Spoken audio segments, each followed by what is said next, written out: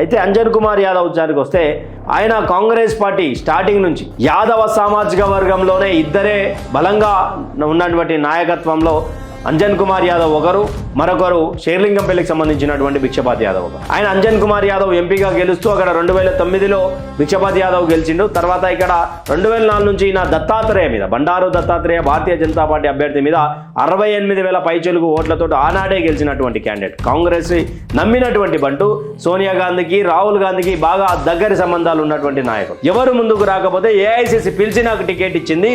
ఆ రోజు నాకు గెలుపు పోవటం మొదలుపెట్టిన, ఆ రోజు మా ఏందో నా బలం ఏందో చూపించిన అని చెప్పి అంజన్ కుమార్ యాదవ్ మాట. టికెట్ రాకపోవడానికి గల కారణాలు ఏంటి విషయానికి వచ్చేసరికి మరి అంజన్ కుమార్ యాదవ్ని ఎందుకు పక్కన పెట్టిరంటే సీనియారిటీ ఉన్నది నాకు అని చెప్పి అంజన్ కుమార్ యాదవ్ మాట్లాడుతున్నాడు. కాకపోతే రేవంత్ రెడ్డి నడిపించినటువంటి గేమ్ అని కొంతమంది రాష్ట్ర రాజకీయాల విశ్లేషకులుగా ఉన్నటువంటి వాళ్ళు చాలామంది మాట.